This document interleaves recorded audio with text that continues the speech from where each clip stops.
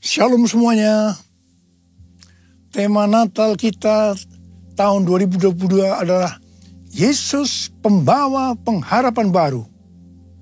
Ayat emasnya dari Kolose 1 ayat 27 yang berkata, kepada mereka Allah mau memberitahukan betapa kaya dan mulianya rahasia itu di antara bangsa-bangsa lain, yaitu Kristus ada di tengah-tengah kamu. Kristus yang adalah pengharapan akan kemuliaan. Haleluya.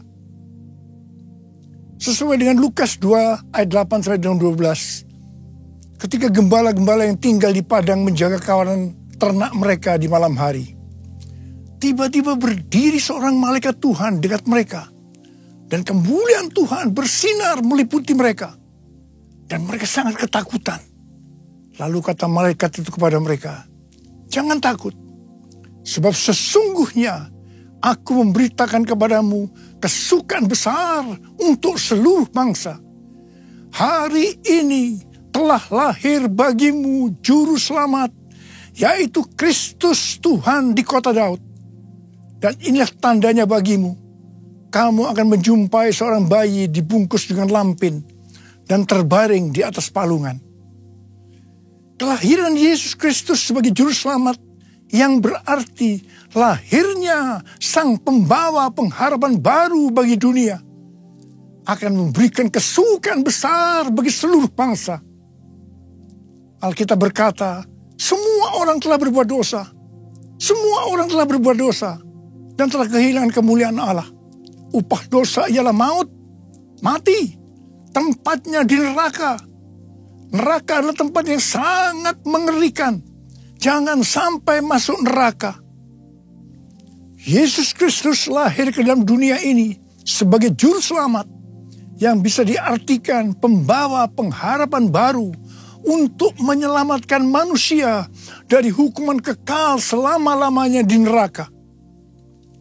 Kelahiran Yesus Kristus disambut dengan nyanyian pujian oleh malaikat-malaikat dan sejumlah bala tentara surgawi yang memuji Allah, katanya, kemuliaan bagi Allah di tempat yang maha tinggi, dan damai sejahtera di bumi di antara manusia yang berkenan kepadanya.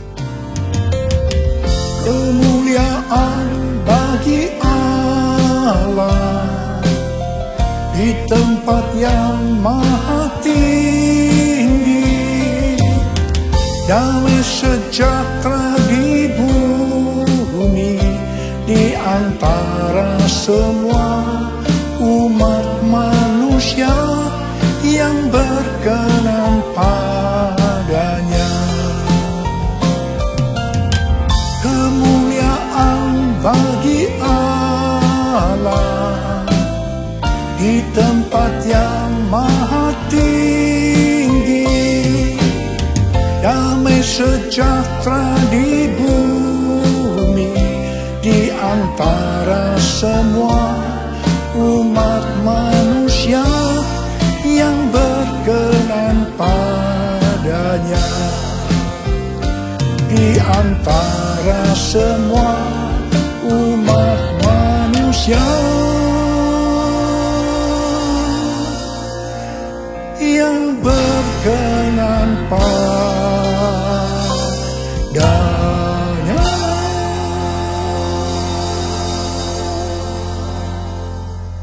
Tema Natal yang Tuhan berikan ini, yaitu Yesus pembawa pengharapan baru, sangat tepat untuk mempersiapkan kita memasuki tahun 2023. Di mana pandemi COVID masih belum berakhir. Perang Rusia-Ukraina yang masih berkelanjutan. Informasi tentang inflasi dan resesi ekonomi tahun 2023 diberitakan di semua platform media sosial. Sesuai dengan apa yang disampaikan oleh Pastor D, seorang hamba Tuhan dari Perth, Australia. Di mana Tuhan pada tahun 2023 akan kembali menggoncangkan bangsa-bangsa di dunia. Kita melihat Twitter, Facebook, disusul dengan Disney, Amazon, mulai mengadakan PHK secara besar-besaran. Rusia dan Inggris dinyatakan resesi. Di tengah situasi yang seperti ini, Tuhan berbicara, Yesus pembawa pengharapan baru ada di tengah-tengah kamu. Dialah pengharapan akan kemuliaan. Dalam Kolose 1 ayat 27 ini, kata pengharapan dalam bahasa aslinya memiliki arti mengharapkan dan yakin sesuatu yang baik akan terjadi. Itu artinya Yesus yang ada di tengah-tengah kita membuat kita memiliki keyakinan dan iman yang teguh dalam menghadapi segala situasi dan kondisi apapun. Haleluya! Sebagai pembawa pengharapan baru, Yesus tidak berada jauh dari kita. Ia Allah yang maha hadir, yang mustahil difahami oleh otak manusia yang hanya segede bakpao. Namun menyatakan dirinya sebagai Immanuel, yang artinya Tuhan beserta kita. Tuhan bersama kita. Pertama-tama melalui kelahirannya sebagai manusia, yang kita peringati sebagai peristiwa Natal. Kemudian melalui Roh Kudus yang diberikannya, tinggal berdiam di dalam hidup kita. Ini semua dapat diartikan bahwa Yesus ada di dalam kita. Itulah sebabnya kita selalu punya pengharapan. Haleluya! Keberadaan Yesus sebagai pembawa pengharapan baru di tengah-tengah kita. Inilah yang dikatakan oleh Rasul Paulus kepada jemaat Kolose sebagai pengharapan akan kemuliaan. Kemuliaan ini menunjukkan pada hari kebangkitan, ketika orang kudus akan menerima tubuh baru mereka yang dimuliakan, atau yang dikenal dengan pemuliaan atau glorification. Kita mengenal ada 3 tahap proses keselamatan. Tahap yang pertama, pembenaran atau justification. Kita dibenarkan bukan karena perbuatan baik kita, tetapi karena kasih karunia Tuhan yang kita responi dengan iman. Pada tahap ini, setelah kita bertobat dan menerima Tuhan Yesus sebagai juru selamat, kita akan mengalami kelahiran baru. Kelahiran baru adalah proses awal perjalanan rohani kita bersama Tuhan Yesus. Tahap yang kedua dari proses keselamatan adalah pengudusan atau sanctification. Dalam proses ini, kita dikuduskan secara terus-menerus melalui Roh Kudus dan firman Allah. Dalam proses ini, kita bisa saja jatuh atau mengalami kegagalan. Tetapi yang penting, kita jangan berhenti. Tetapi harus bangkit dan terus maju. Pertobatan adalah kunci untuk kita bisa terus maju.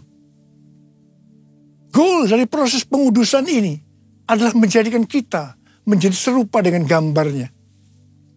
Roma 8 ayat 29 berkata, sebab semua orang yang dipilihnya dari semula, mereka juga ditentukannya dari semula untuk menjadi serupa dengan gambaran anaknya. Supaya ia, anaknya itu, menjadi yang sulung di antara banyak saudara. Ini berarti, goal kita sebagai orang Kristen adalah menjadi serupa dengan gambarnya. Untuk menjadi serupa dengan gambarnya, sesuai dengan 1 Yohanes 2 ayat 6 yang berkata, barang siapa mengatakan bahwa ia ada di dalam dia, ia wajib hidup sama seperti Kristus telah hidup. Karena kita hidup sama seperti Kristus telah hidup, maka kita akan menjadi serupa dengan gambarnya. Menjadi serupa dengan gambarnya artinya menjadi murid Tuhan Yesus. Tahap ketiga dari proses keselamatan, mereka yang menjadi serupa dengan gambarnya. Pada saat Tuhan Yesus datang di awan-awan untuk menjemput gerejanya, tubuh mereka akan menerima tubuh baru yang dimuliakan atau dikenal dengan pemuliaan atau glorification. Dan setelah itu kita akan diangkat bersama-sama untuk bertemu dengan Yesus Kristus di awan-awan. Dan kita akan masuk surga. Dan selanjutnya akan bersama-sama dengan Tuhan Yesus selama-lamanya. Haleluya! Alkitab Penuntun Hidup Berkelimpahan memberikan catatan. Penjelasan bahwa Kristus yang diam di dalam kita adalah jaminan untuk memperoleh kemuliaan dan hidup kekal. Ini akan terjadi hanya jikalau Ia tinggal di dalam kita. Dan kita terus-menerus berhubungan erat dengan Dia. Kita hidup intim dengan Dia. Betapa besar kasih-Mu Allahku, sehingga Kau berikan Yesus padaku, supaya aku tidak binasa, melainkan beroleh hidup yang kekal. Ku sembah Kau, ku sembah Kau, Engkau yang layak untuk ku sembah. Ku sembah Kau, ku sembah Kau, Engkau yang layak untuk ku sembah. Engkau yang layak, Engkau yang layak, Engkau yang layak untuk ku sembah. Perjumpaan kita dengan Yesus, pembawa pengharapan baru, akan mengubah jalan hidup kita secara radikal. Hal ini dikatakan seperti yang terdapat dalam 1 Petrus 1 ayat 3-5. Terpujilah Allah dan Bapa Tuhan kita Yesus Kristus, yang karena rahmat-Nya yang besar telah melahirkan kita kembali oleh kebangkitan Yesus Kristus dari antara orang mati kepada suatu hidup yang penuh pengharapan, untuk menerima suatu bagian yang tidak dapat binasa, yang tidak dapat cemar, dan yang tidak dapat layu, yang tersimpan di sorga bagi kamu. Yaitu kamu yang dipelihara dalam kekuatan Allah karena imanmu, sementara kamu menantikan keselamatan yang telah tersedia dinyatakan pada zaman akhir. Haleluya. Tema Natal Sinode Gereja Betel Indonesia adalah Yesus datang untuk mengubah jalan hidupku. Dalam Alkitab kita melihat bagaimana perjumpaan pribadi dengan Yesus membuat jalan hidup Paulus berubah.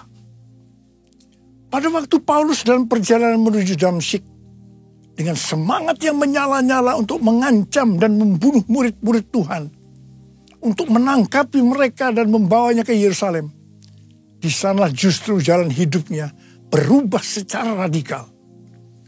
Paulus mengalami perjumpaan secara pribadi dengan Tuhan Yesus. Saulus, si penganiaya murid-murid Tuhan Yesus, diubahkan Tuhan menjadi Paulus, seorang murid Yesus dan rasul yang menjadikan banyak orang menjadi murid Tuhan Yesus. Ia memberitakan Yesus di rumah-rumah ibadat dan mengatakan bahwa Yesus adalah anak Allah.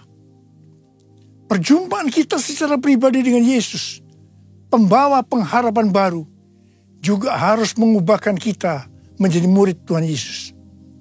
Setelah Paulus secara pribadi mengalami perjumpaan dengan Yesus, pembawa pengharapan baru, ia berkata dalam Kolose 1 ayat 28 dan 29, Dialah yang kami beritakan, apabila tiap-tiap orang kami nasihati, dan tiap-tiap orang kami ajari dalam segala hikmat, untuk memimpin tiap-tiap orang kepada kesempurnaan dalam Kristus. Itulah yang kuusahakan dan kupergumulkan dengan segala tenaga, sesuai dengan kuasanya yang bekerja dengan kuat di dalam aku. Jadi yang Paulus lakukan setelah dia berjumpa secara pribadi dengan Yesus, pembawa pengharapan baru. Yang pertama, Paulus senantiasa memberitakan Kristus dengan segala tenaga. Tenaga yang dimaksudkan bukan dengan kekuatan sendiri, melainkan dengan kekuatan Roh Kudus yang bekerja dengan kuat dalam dirinya. Hal yang kedua, apa yang Paulus lakukan ini, dia kerjakan bukan untuk mencari keuntungan bagi dirinya sendiri, melainkan bagi kepentingan jemaat, agar mereka semua dapat bertumbuh secara rohani, serta memimpin mereka kepada kesempurnaan dalam Kristus. Ini adalah semangat untuk memberitakan Injil, semangat untuk memuridkan jemaat. Ini adalah semangat untuk menuntaskan amanat agung. Saya mengajak kita semua untuk mengalami perjumpaan secara pribadi dengan Tuhan Yesus, Sang Pembawa pengharapan baru. Saya percaya kita akan melakukan seperti apa yang dilakukan oleh Rasul Paulus. Sesuai dengan 2 Timotius 3 ayat 1 yang berkata, ketahuilah bahwa pada hari-hari terakhir akan datang masa yang sukar. Maka di tengah-tengah situasi dan kondisi yang tidak menentu ini, di mana prediksi kondisi perekonomian tidak semakin bertambah baik, resesi ekonomi di depan mata, dan berita-berita terkait inflasi membuat kita ketakutan dan kepanikan. Ingatlah, Yesus memberikan pengharapan yang baru bagi kita. Katakan amin. Mungkin juga ada di antara kita yang bertanya-tanya, mengapa masalah-masalah datang silih berganti, seperti tidak habis-habisnya, terutama di tengah-tengah pandemi ini. Dalam hal ini Rasul Paulus menjawab dalam Roma 5 ayat 3 sampai dengan 5 yang berkata, dan bukan hanya itu saja, kita malah bermegah juga dalam kesengsaraan kita. Karena kita tahu bahwa kesengsaraan itu menimbulkan ketekunan. Dan ketekunan menimbulkan tahan uji. Dan tahan uji menimbulkan pengharapan. Dan pengharapan tidak mengecewakan. Karena kasih Allah telah dicurahkan di dalam hati kita oleh Roh Kudus yang telah dikaruniakan kepada kita. Haleluya. Juga Roma 12 ayat 12 berkata, bersukacitalah dalam pengharapan, sabarlah dalam kesesakan, dan bertekunlah dalam doa. Di sini diingatkan bahwa dalam setiap tantangan, kesesakan, selalu ada pengharapan. Karena itu kita harus tetap bersukacita, harus sabar dan bertekun dalam doa. Mari, saya ajak saudara untuk memperkatakan Roma 8 ayat 28. 1, 2, 3. Kita tahu sekarang bahwa Allah turut bekerja dalam segala sesuatu, enak maupun tidak enak, untuk mendatangkan kebaikan bagi mereka yang mengasihi Dia, yaitu bagi mereka yang terpanggil sesuai dengan rencana Allah. Karena itu, kita harus bersukacita dalam pengharapan. Karena pengharapan dalam Kristus tidak akan mengecewakan. Haleluya! Yesus datang membawa pengharapan. Yesus datang membawa kesembuhan. Kasih-Nya yang sanggup memulihkan semua yang percaya. Haleluya, haleluya, terpujilah Tuhan. Haleluya, haleluya, haleluya, amin. Haleluya, amin. Haleluya, amin. Tuhan Yesus dalam Markus 4 ayat 29 mengingatkan kita bahwa musim menuai sudah tiba.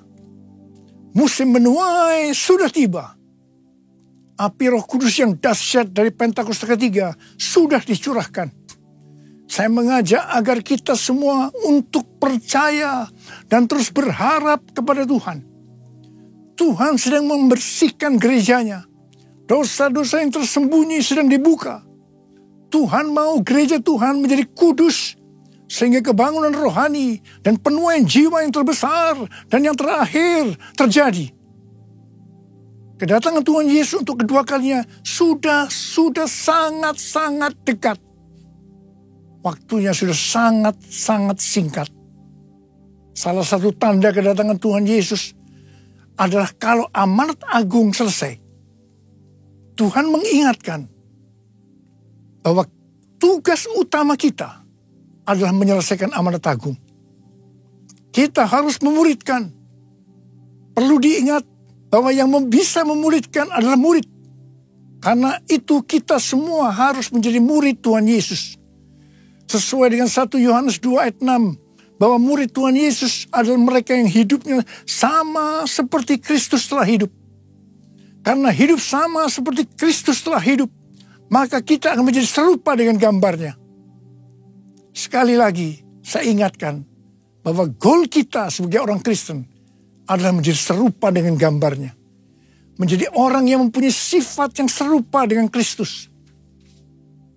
1 Korintus 13 ayat 13 berkata, demikianlah tinggal ketiga hal ini, yaitu iman, pengharapan, dan kasih. Dan yang paling besar di antaranya ialah kasih. Kasih di sini artinya mempunyai sifat serupa dengan Kristus. Kasih lebih besar dari iman dan pengharapan. Jadi yang paling besar dalam kerajaan Allah adalah mereka yang mempunyai sifat serupa dengan Kristus. Yaitu mereka yang hidup saleh dan mengasihi Tuhan. Bukan mereka yang besar dengan prestasi lahiriah. Untuk menjadi serupa dengan gambarnya, kita harus mempunyai iman yang kuat. Dan pengharapan yang kuat kepada Tuhan. Sekali lagi saya ingin mengingatkan kepada kita. Bahwa hanya mereka yang serupa dengan gambarnya. Yaitu murid Tuhan Yesus saja yang akan masuk surga. Waktu kedatangan sudah semakin dekat. Mari kita semakin serius untuk mempersiapkan diri. Untuk menjadi murid. Menjadi serupa dengan gambarnya. Sehingga pada saat dia datang di awan-awan. Kita akan ikut dalam pengangkatan. Dan selanjutnya masuk surga bersama Tuhan Yesus. Tema Natal tahun 2022. Yesus pembawa pengharapan yang baru. Mengingatkan kita semua akan perbuatan yang besar dari Tuhan Yesus kepada kita semua. Karena semua orang telah berbuat dosa. Dan telah kehilangan kemuliaan Allah. Upah dosa adalah maut, mati. Tapi dia, Yesus yang tidak berdosa, telah dijadikan dosa oleh karena kita. Dia harus turun dari surga mulia. Menjelma menjadi manusia, mati ganti kita. Menyelamatkan kita dari hukuman kekal selama-lamanya. Tuhan Yesus, luar biasa. Perbuatannya besar. Perbuatannya besar. Perbuatannya besar. Perbuatannya besar. Perbuatannya besar. Pujilah namanya. Perbuatannya besar. Perbuatannya besar. Haleluya. Perbuatannya besar. Puji Tuhan. Perbuatannya besar. Pujilah namanya. Pujilah Tuhanku dengan segenap hatiku. Pujilah namanya. Pujilah Tuhanku. Pujilah Tuhanku dengan segenap hatiku. Pujilah namanya. Sembah dia. Sembah dan puji dia. Sembah dan puji dia. Sembah dan puji dia. Sang Raja.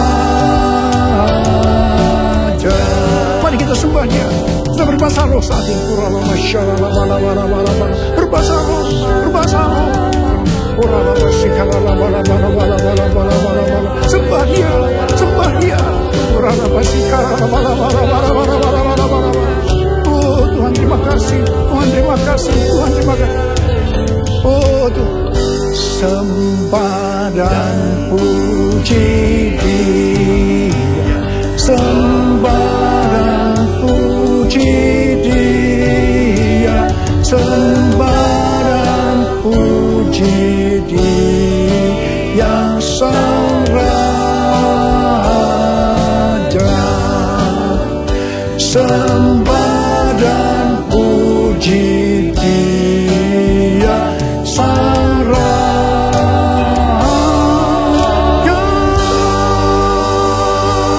Beri tepuk tangan buat Tuhan, beri tepuk tangan buat Tuhan.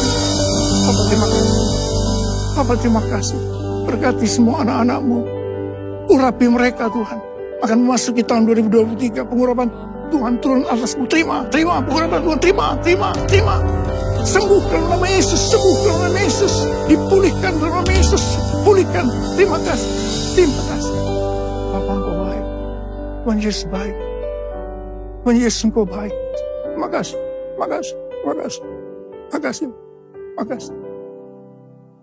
Dalam nama Yesus, amin. Saudara, sekali lagi saya akan mengucapkan kepada saudara semua, selamat Hari Natal 2022. Tuhan Yesus memberkati kita semua berlimpah. Amin. Mari angkat tangan saudara, terima berkat Tuhan. Kasih karunia berlimpah-limpah daripada Allah Bapa dalam Anak yang tunggal Yesus Kristus. Persekutuan yang manis dengan Roh Kudus menyertai saudara sekalian mulai hari ini sampai Tuhan Yesus datang menjemput kita di awan-awan dan bahkan sampai selama-lamanya. Yang percaya bersama-sama katakan amin.